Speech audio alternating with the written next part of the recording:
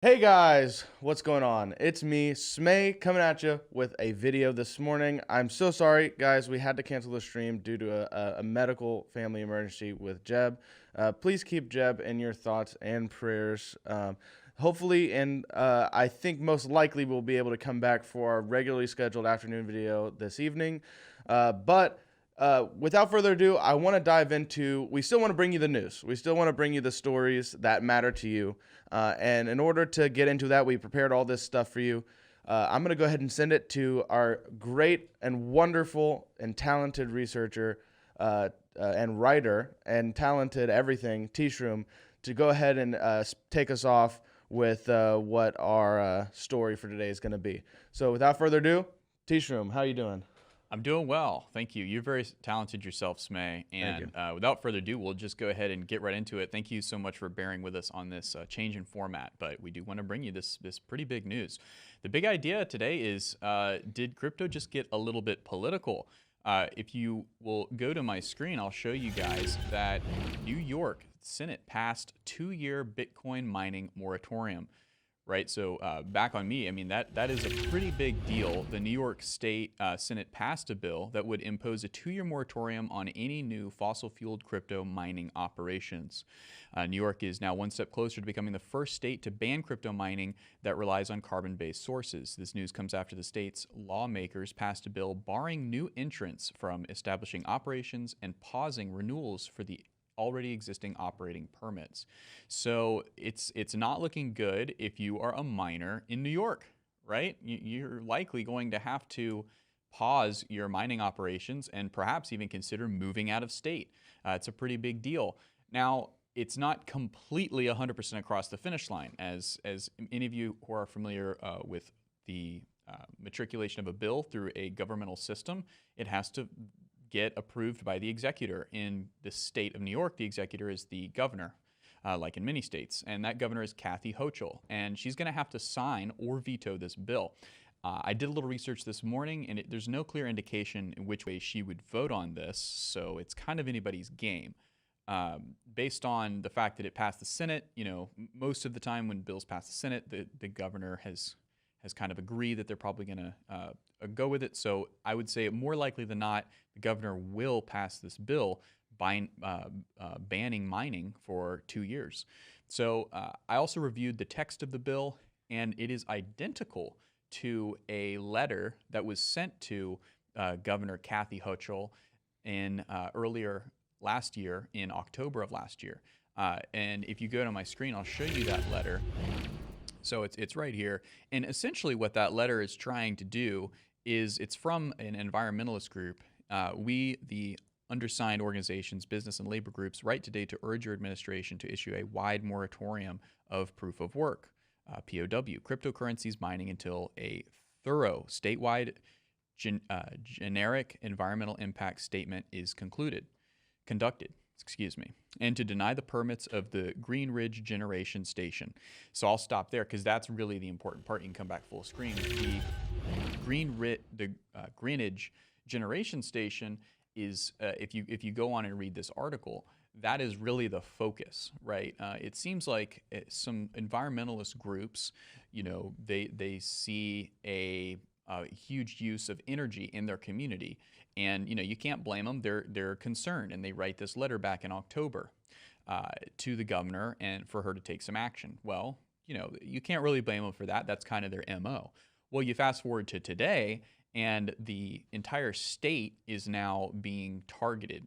The entire state is now being perhaps it's on the precipice of banning mining for all miners, not just this one Greenwich Generation Station. So on the other side of the United States, which is pretty interesting, you have the opposite happening. If you go back to my screen, you can see, I'll have to bear with CoinDesk here as all of their cookies accommodate our viewing ability. But Kevin O'Leary has backed Bitcoin miner to locate headquarters in North Dakota, right? And this BitZero plans to invest about 400 to 500 million to build 200 megawatts of data centers in the state. And there's a beautiful shot of Kevin O'Leary there, the man, the myth, the legend. And So you'll probably recognize him from Shark Tank. That's how he has come to fame. Or our interview with him. Yeah. Yeah, interview from Bitcoin 2022. Go check it out. It's on our channel. It's very short and brief, but just a plug real quick. He told Jeb that the question that Jeb asked him is one of the best he's ever gotten. So that's something there. But back to you, T-Shroom. You're definitely gonna full screen. You're definitely gonna want to watch that video with Kevin O'Leary and Jeb, just to get your Jeb fix for the day. I know I miss him for sure. But how is this political at this point? Well, you may or may not know, but North Dakota is a pretty red state. It's kind of as red as it comes. By red, we mean Republican conservative. And we don't want to get into politics too much today, but we are seeing what could potentially be the beginnings of a political divide along the lines of specific cryptos. Bitcoin, a proof of work, and that's not going to change, coin, right, is seeming to emerge potentially today as something that the conservatives could be more favorable to, as we see this bill being passed in a overwhelmingly blue state, New York, right? And we don't want to push this narrative too hard. We're not saying that this is what it is, but it's possible that this is what is emerging. So why does this matter? Why does this matter to you? So what a bunch of people in New York are passing bills, and it's going to affect miners. Well, if you're a miner in New York, you're probably really, really nervous this morning seeing this news, and it definitely affects you. But how does it affect everybody else? Well, Ethereum's merge coincides with the passage of this bill, and that ETH merge ends rewards for miners, right? So, and it will take place very, very soon, next week on the 8th of this month. So how does this work itself then? Well, proof of work is something that is going to be exclusive to Bitcoin. There will be other altcoins that can still do proof of work, but overwhelmingly Bitcoin, is one of the most popular proof of work coins to mine. Whereas Ethereum, as of this month, is going off of that system, and it's only going to be proof of stake, and that's pretty significant. It's a huge historic moment, and we're going to talk about that in a second. But Smay, I've got a question to ask you. Yes. Does the timing of this bill communicate anything to the public about what coin might be better? I think I think that's certainly a way you can look at it. I don't know if I believe that the ball was, putting that ball started rolling, it was put in place because of some kind of push for Ethereum as the superior coin. But I could definitely see how it gets taken that way. And maybe the way I see it is that is going to kind of be the result of it, right? I think that a lot of people are going to in New York, and I think that kind of ideology is going to kind of spread. That people are going to think that, and I think we already saw the murmurs of it, that people think that proof of stake is the superior consensus mechanism for cryptocurrencies because of the fact that it's more energy efficient and green or whatever. So I would find that people who kind of align those ideologies, that have a concern about the environment and have a concern about the amount of energy being used, are probably going to find themselves on the camp of wanting to move away from coins that use proof of work systems and move into coins that use proof of stake systems. So I definitely see this developing into those camps kind of solidifying, and I think we could definitely see more of a tension within the crypto space as this kind of finds its footing. So yeah, no, and that's kind of the way that I'm thinking about it as well. If I had to summarize that, I'd say that this weekend, right, as folks are kind of gathering in New York, as people do, people all over the country, really, in the Northeast, as they kind of gather and they have their cocktail parties, or they get their sporting events of choice, they may talk about something, about crypto a little bit, right? And the two main headlines today are that Ethereum is having this big merge, right? It's this big moment for a very big coin, Ethereum, the queen of crypto, as we like to say around here. And also that they've banned proof of work that they're very close to banning proof of work in New York, right? So that's going to kind of be the hubbub. Well, this may culminate into something that be a little more interesting to you, right? What is the effect on Ethereum's price if a bunch of people in the richest state by far in the country and in the world starts to chat a lot about a coin that could be doing really well? Well, then I would throw it over to you again, Smay, with a little bit of a question that kind of takes us further. Could you see a future where mining is really only done in red states? Do you think it's going to get that bad? Do you think it's going to go that far? I mean, I don't know if it's going to get that bad, but I will say what we have to keep in mind is that whether or not there's mining happening in the United States, there's more, most definitely mining going on in countries around the world. And really the way I see this whole narrative is mostly the fact that this is more so potentially wind under the wings of Ethereum and the way people view Ethereum and giving it more of a committed fan base. Obviously, just because I think a lot of people hold the environmental narrative very dear, right? But I don't think it's enough to make a substantial shift to jeopardize Bitcoin's standing. So the way I see it is really this is just an opportunity for Ethereum to get kind of that diehard community under behind it and have some kind of political weight. But mute that. But yeah, no, I really think that at the end of the day, Bitcoin is still going to be on top. I think proof of work is still going to be alive and well, and I think what you'll find is people are going to push for it more and more. And you're going to say if there's going to be incentives too, and I think that's where you're going to see it kind of it starts to centralize, not centralize in centralization, but those mining operations start to centralize in those red states is because there's going to be incentives. They're going to push for it, right? They're going to try to get those miners there because it's going to be a new way of kind of converting your energy economy into something valuable. So I could see places like Wyoming and those kind of states that have a lot of natural energy sources they're just in the middle of nowhere. They can't really export that stuff, right?